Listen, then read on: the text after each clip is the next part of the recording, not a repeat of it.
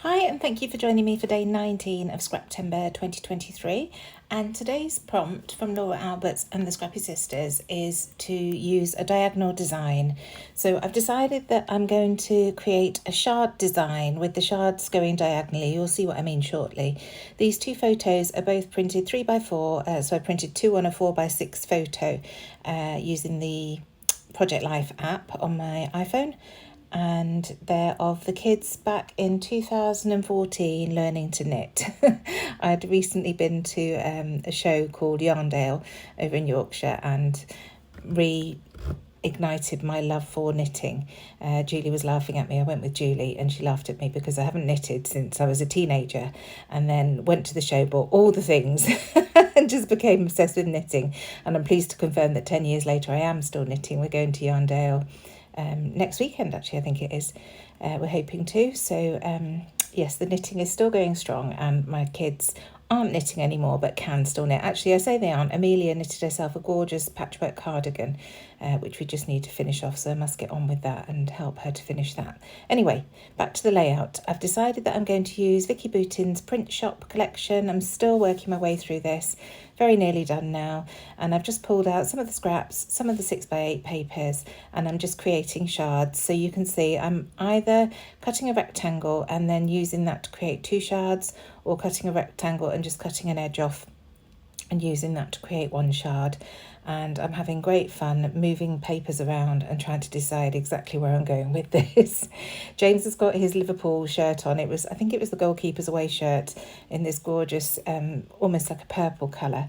So that's what prompted me to use this collection. The badge on the Liverpool shirt is gold, so I wanted to bring out some yellows. And Amelia's got her red Mickey Mouse t-shirt on, so I wanted to bring the red in as well. So that was as far as I went with my colour choices. The peach is a gorgeous colour for the skin tone, and that was it.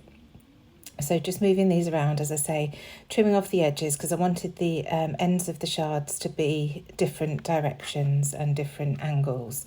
And once this is done, look, I cut this turquoise piece thinking that that was going to go at the bottom, and I must have just moved it to one side at one point when I was distressing all the edges and lost it. So that doesn't actually make it in the final design, but I'm really pleased with the overall look design. And you can see what I mean now by the diagonal. I'm adding the shards to the top right hand corner and then the bottom left hand corner of the two photos. So I've gone through with my Tim Holtz Edge Distresser off camera and distress all the edges of those top shards, and I'm happy with the positioning, so I'm just going to get those stuck down before I carry on. So just using my Nuvo Deluxe adhesive and just adding strips of glue so that the papers still fly free, if you like, on the page. They're still lifted at the edges and you get that great dimension there. Obviously they're going to flatten a bit in the album, but I really like the shadows that they're casting, so that's why I've just added the glue down the middle. And now I'm going to do exactly the same with these bottom shards, and this is where you can see, look, that turquoise piece is off to the left in amongst all those scraps. Just forgotten to use it, but as I say, I'm very happy with the overall look, and I like that I've got less. I've just got the 3 at the bottom and then the 5 at the top, and I do like odd numbers, so I think it worked out very well. So that's the basic structure of the layout. And now I've pulled out this Simple Stories, I think it was a Simple Stories, actually it could be a Vicki Boutin. Anyway, this stencil, which looks just like knitting, so I thought that would be perfect to add to this layout. So Amelia's t-shirt is grey and they're sitting on our grey sofa, so I decided to pull out my Lost Shadow ink, the Tim Holtz Distress ink, and that's what I'm using to blend through the stencil to add that to the background. And I do end up covering most of this, even though I extended it further than I had initially intended. I thought, well, I always cover things, so I'll just add a little bit more. And you'll see at the end it's almost all covered. But you can still see bits peeking out, and I know it's there. And I enjoyed the process, so that's good. So now I'm going to mat these two photos, and I'm just going to use those papers that I used for the shards.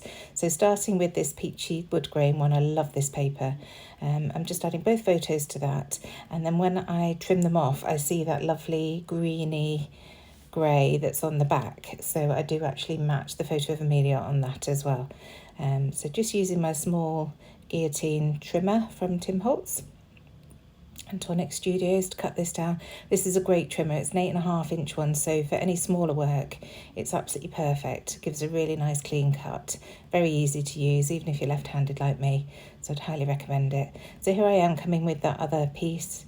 I'm keeping that torn edge at the bottom because I like that. I like the texture that it provides, and sticking that down. So then I need to work on the photo of James, so I matte that on the purple paper, but then realise that that's going to go on the purple shard. So I use, there's another scrap of that peach paper left over and it's cut into a square. So I end up using that as an extra matte behind the purple where it's going to sit over that purple shard. So there's the purple piece, and then here's that piece that I just bring in. As I say, I just use it as it is. It was cut to that size. It must have been when I was cutting previously. So just adding that to the bottom left-hand corner, and that just makes that pop against that purple shard a bit more. So I'm going to put these onto the 25mm foam pads from Sticks 2. This just raises them above all that texture that I've got on the paper. I think if I tried to glue them down flat, I would struggle to do it, and also they would wrinkle a little bit because of the different textures behind them.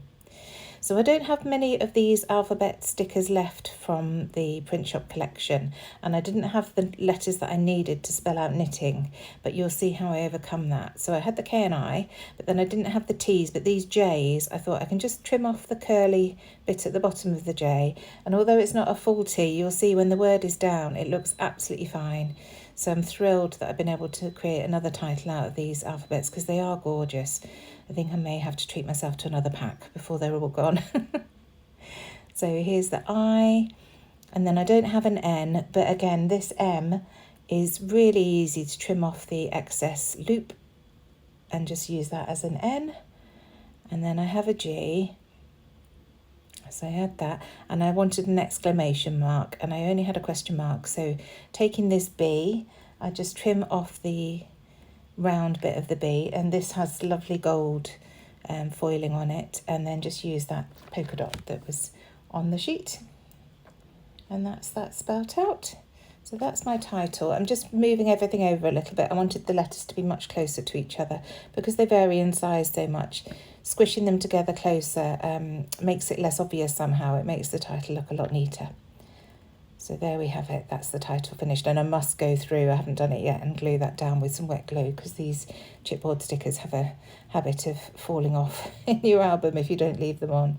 So I brought in one of our canvas Flair that just says captured, and that green looks really nice with the layout. And then that heart is from our Bits and Pieces at Hey Little Magpie. It's a knitted heart, so I thought that was perfect. So just bringing in another canvas Flair with a heart on and some tangled thread behind it in navy, and I just really like the texture that brings. So getting that stuck down and then adding some tangled thread underneath the other Flair badge as well, just so that it's mirrored on either side of that photo. I do like mirroring things where I can on my layouts, so if I use something in one area I'll try and use it in the other. And I'm still mindful that I want to keep that diagonal look on this layout, so trying to keep the embellishments clustered around that photo of James at the bottom. So adding that heart, and also there's a little tweed dot that we sell again from the Bits and Pieces collection, and that little suede smiley face. So now going in with the 6x12 sticker sheet, and I find this one that says This Life, and the pink matches that heart perfectly, the heart flare perfectly. So just adding that to come out from the side of that. And then on the chipboard sheet, the 6x12 chipboard, I find this tag that says Awesome Photo. So I use that, and then at the bottom this chipboard piece that says Cool. So add that to the bottom of Amelia. And now I just had a quick look through my drawer to see what else I had. And this is an old Ellie Studio kit. And I saw this label, which I thought would be a nice layering piece to the left of that photo of James. So just adding that down. And then one of the tickets from 49 and Market Essentials. I'm definitely on a kick to get these used at the moment. They're fabulous for adding little layering pieces around layouts. So this is the stamp from the same roll, or the same box. So now covering up my photos, and I'm going to come in with my Lindy's Magicals in Steampunk Sepia and just add some splatters all the way round. You'll see I also added some scissors from that sticker sheet at the bottom because I just thought that would go nicely with what they were doing, because you definitely need scissors when you're knitting to cut your yarn. So coming in with a small paintbrush and just adding some delicate splatters around the page in this lovely golden brown. It's like a reddy brown, but it works really nicely with these photos and these papers. And again, trying to keep the splatters on that diagonal line as much as possible, and then adding some more close to the edges of the photos and the journaling. So that's that done. And then I'm going to come in with some journaling and my roller date stamp just to add the date down there, which was 5th of October 2014. And then my journaling that just reads, "You both saw me knitting and wanted to give it a go. You took to it straight away."